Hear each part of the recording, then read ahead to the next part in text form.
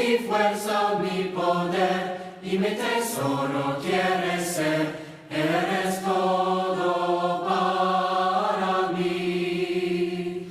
Joya preciosa de mi hogar, nunca te quiero abandonar. Vive en mí, Señor.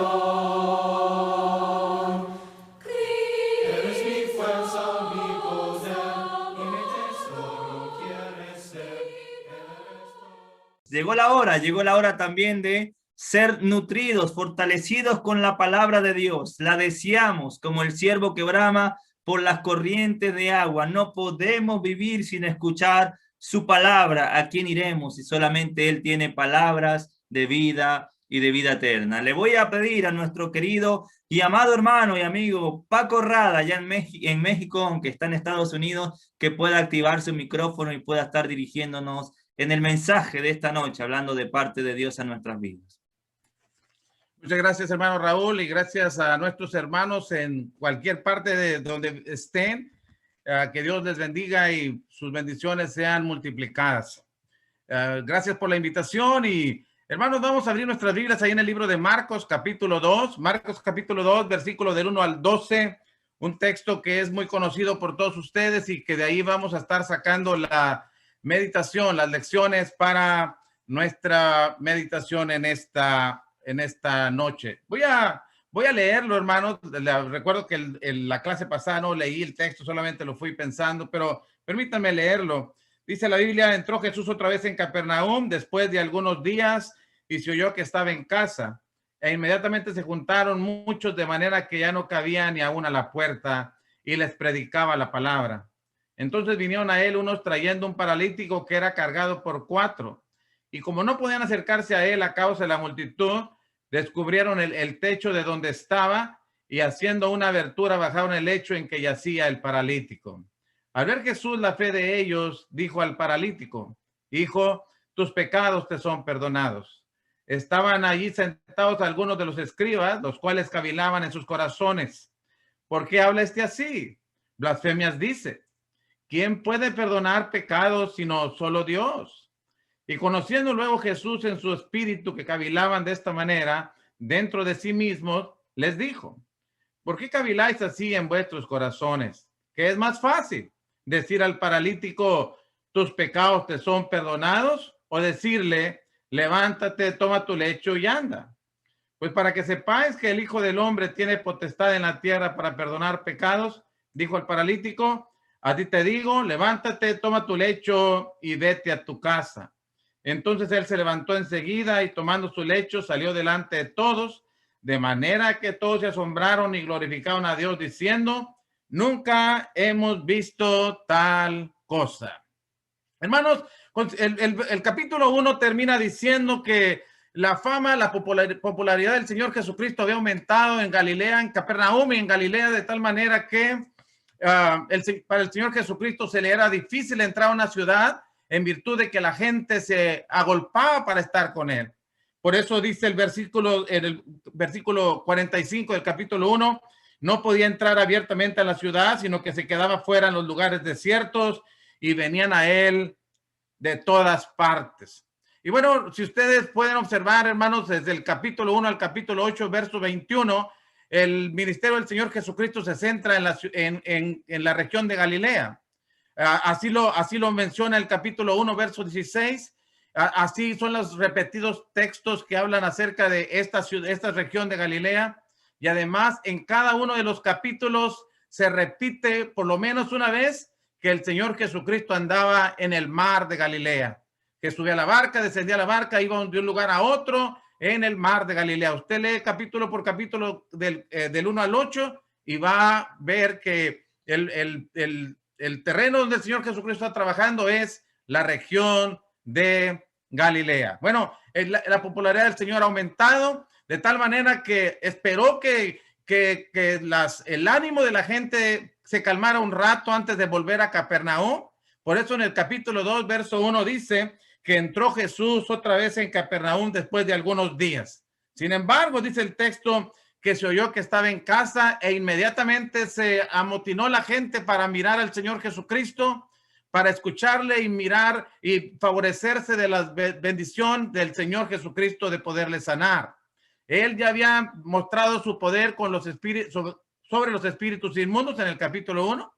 Él ya había mostrado su poder sobre la enfermedad al sanar no solamente a la suegra de Pedro, sino que también había hecho sanidades en masas. Ustedes pueden ver en el versículo 34 del capítulo 1. Sanó a muchos que estaban enfermos de diversas enfermedades y además se echaba fuera demonios y no dejaba hablar a los demonios porque le conocían. Entonces, estamos viendo al Señor Jesucristo en plena actividad. Y hermanos, cuando supieron que estaba de nuevo en Capernaum, vino toda la gente. Vino, hermanos, y se amotinó en el lugar en donde estaba, se llenó la casa. Y aquí, hermanos, quiero que veamos la primera lección que vamos a aprender. 3 lecciones tengo para ustedes para aprender del Señor Jesucristo, en virtud de que el libro de Marcos enfatiza, uno de sus mensajes también tiene que ver con el discipulado.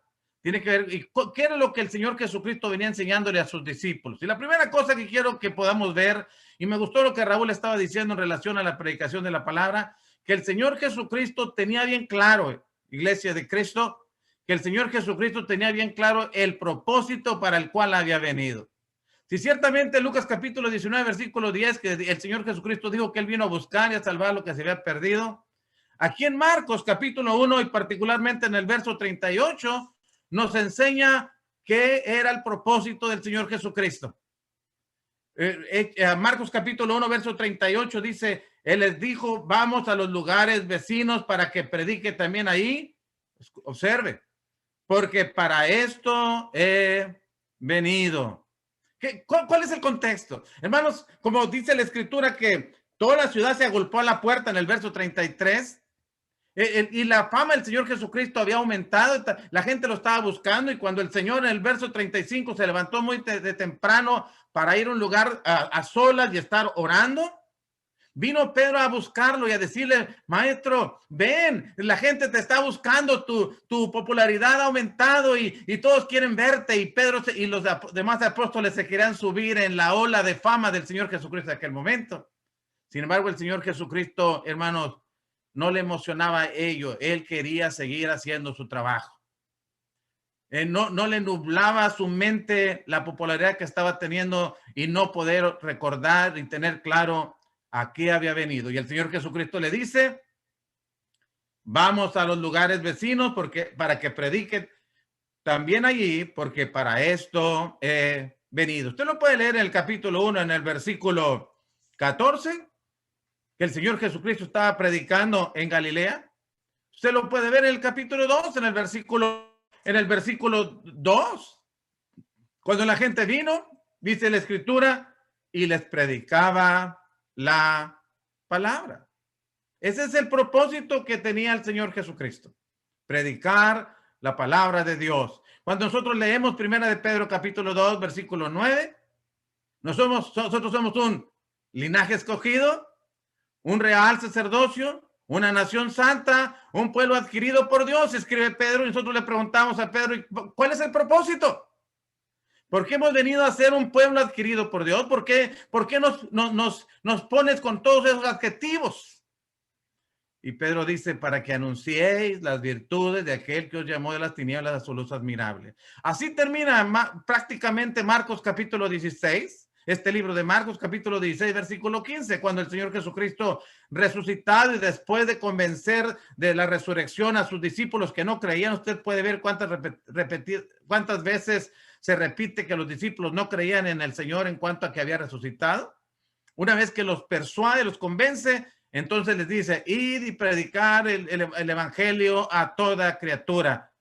Y nos dice, hermanos, las bendiciones eternas o las consecuencias eternas de creer o no creer. El que creyere y fuere bautizado será salvo, y el que no, lamentablemente no lo será. Y nosotros tenemos ese poder de contribuir en la salvación de las almas. Nosotros tenemos el privilegio de poder predicar la palabra de Dios. Somos los agentes que habremos de llevar ese mensaje. Cuando el Señor Jesucristo en Lucas capítulo 24, versículo 46 y 47, resucitó de entre los muertos y les abrió el entendimiento y les dijo que así estaba escrito, si era necesario que el Cristo padeciese y resucitase entre los muertos. Y luego le dice, y que se predicase en su nombre el arrepentimiento y el perdón de pecados en todas las naciones, comenzando desde Jerusalén. Ahí está, hermanos, nuestro trabajo, nuestra labor como iglesia del Señor. No perdamos el enfoque en cuál es el propósito que tenemos como iglesia. Predicar la palabra de Dios. Somos los agentes que deben llevar ese mensaje. Usted puede leer Hechos capítulo 9, capítulo 8, capítulo 9, capítulo 10, y usted puede ver al ángel y luego después el Espíritu Santo diciéndole a Felipe, acércate a ese carro y háblale a quien va en el carro, el eunuco. ¿Por qué no lo hace el ángel? Si puede comunicarse con Felipe, ¿por qué no se comunica con el eunuco y le dice lo que Felipe tiene para decirle? Porque es trabajo de Felipe.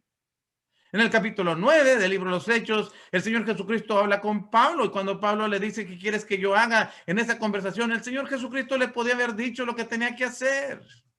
¿Por qué no lo hace?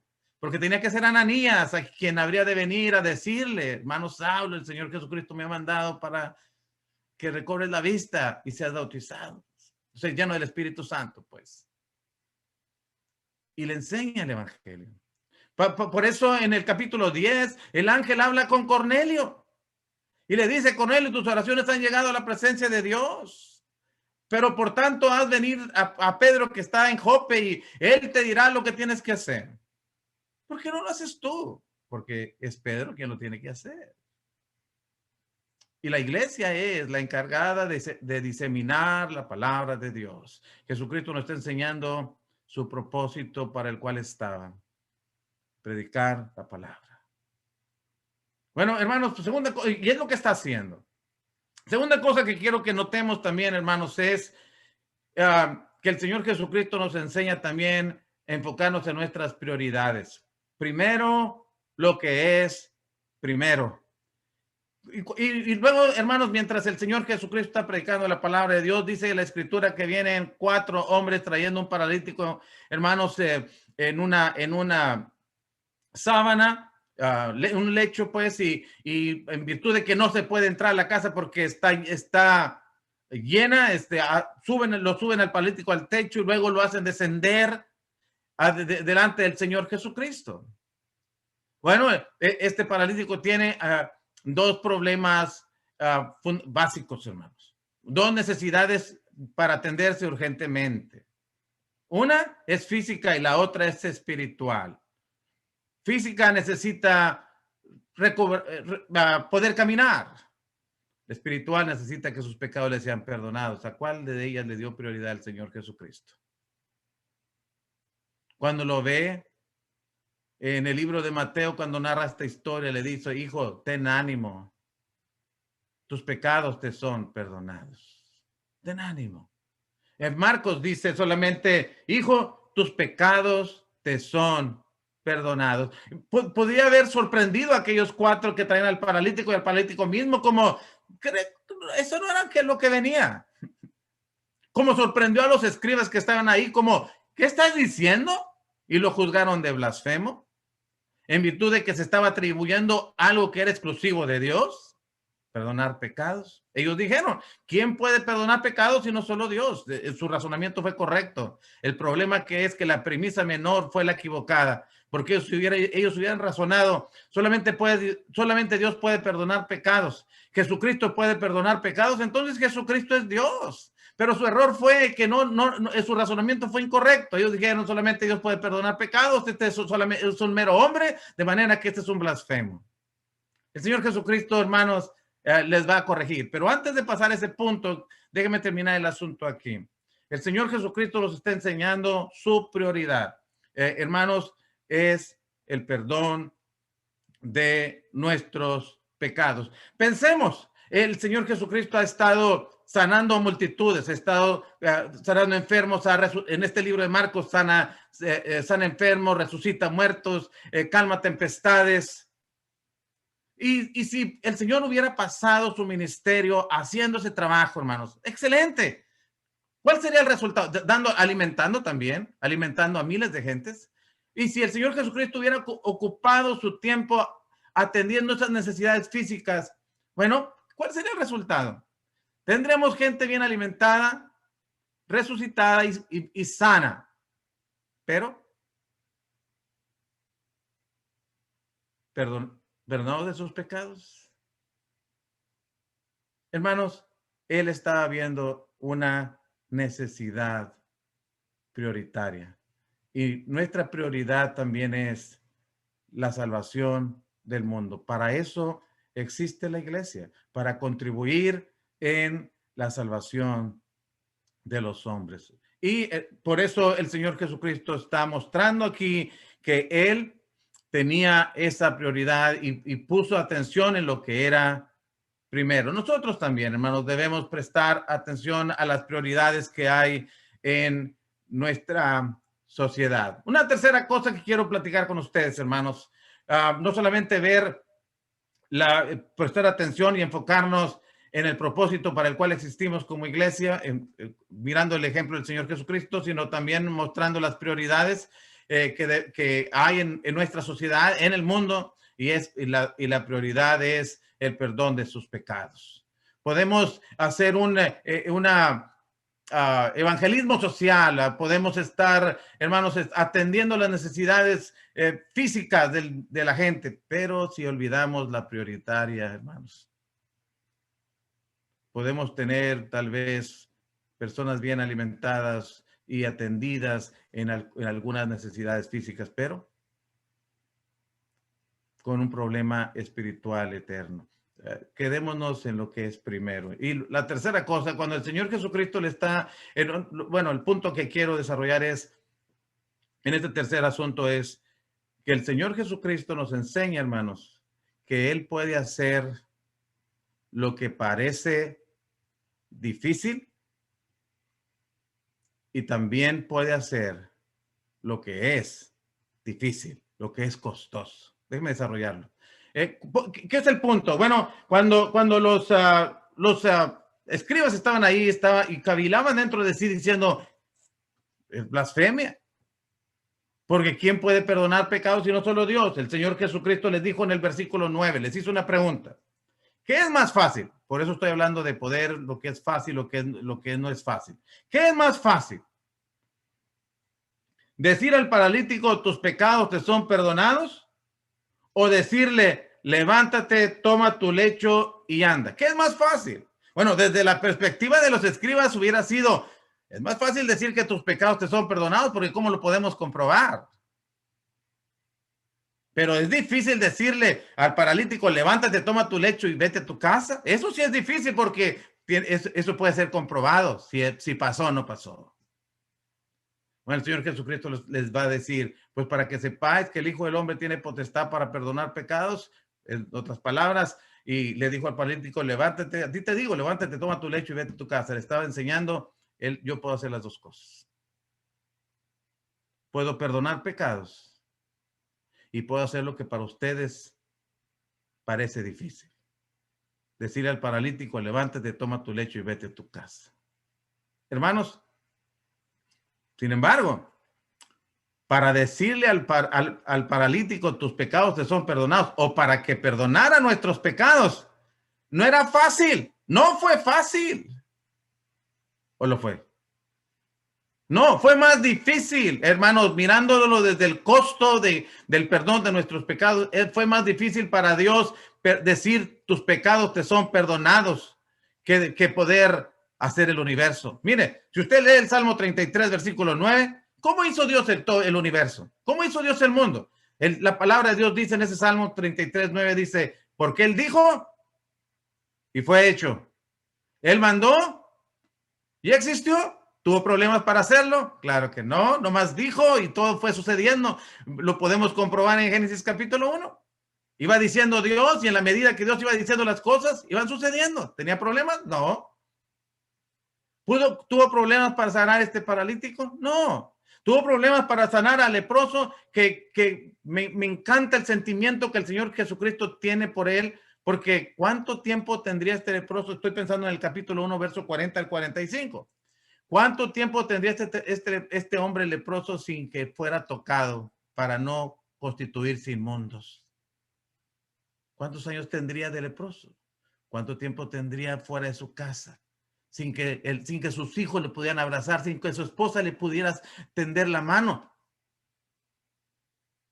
Diciendo, inmundo, inmundo, repetidas veces. Pero él se acercó al Señor Jesucristo y le dijo en el verso 40, si quieres puedes limpiarme. Y el Señor Jesucristo dice, teniendo misericordia de él, extendió la mano y le tocó. Y le dijo, quiero ser limpio.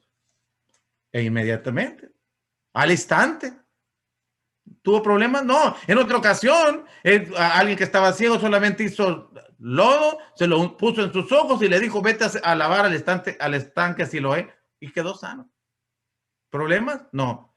Pero para decir, Dios, tus pecados te son perdonados. No fue solamente decir, tus pecados te son perdonados. Él tuvo, hablando del Señor Jesucristo, tuvo que morir en la cruz. Sabiendo, dice 1 Pedro 1:18, sabiendo que fuiste rescatados de vuestra vana manera de vivir, la cual recibiste de vuestros padres, no con cosas corruptibles como oro o plata, sino con ¿qué, Pedro? Con la sangre preciosa de Cristo Jesús, como un cordero sin mancha y sin contaminación, con la sangre de Cristo. Un cordero sin mancha y sin contaminación, reservado desde antes de la fundación del mundo, pero manifestado en los postreros tiempos, por amor a vosotros. Cristo tuvo que morir en la cruz del Calvario para perdonar nuestros pecados. Dios tuvo que dejar, cuando vino el cumplimiento del tiempo, cuando hubo la separación celestial, cuando Cristo se tenía que hacer carne en Gálatas 4:4, cuando hubo la separación y el Padre tuvo que dejar que su Hijo se hiciera carne y viniera a este mundo y muriera por nosotros. Tuvo que permitir ver cómo lo maltrataron. Y cuando el Señor oraba, Padre, si te es posible, pasa de mí esta copa sin que yo la beba. Muchas cosas podía haber hecho Dios. El Señor Jesucristo le dijo a Pedro cuando sacó su espada y quiso defenderlo, ¿qué crees que no le puedo pedir al Padre que me mande 12 legiones de ángeles y me libren? ¿Lo podía hacer Dios? ¿Lo querría hacer Dios? Sí.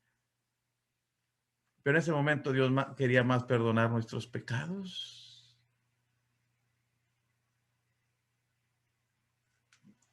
Por eso, hermanos, nosotros podemos ver que Cristo puede hacer lo que a los ojos de alguien parece difícil: sanar a un enfermo, levantar a un muerto, detener las tempestades, alimentar a miles con casi nada y sanar a masas con diversas enfermedades. Lo puede hacer, aunque a muchos les pareciera difícil, pero también puede hacer lo que es muy costoso: perdonar nuestros pecados. Le costó su propia sangre, sacrificarse. Y lo miro cuando voltea a la cruz, hermano. Volteamos a la cruz y veamos. Oigamos sus palabras cuando lo están crucificando en Lucas capítulo 23, en el versículo 34. Cómo en medio de esas circunstancias, él podría haber dicho 1000 cosas.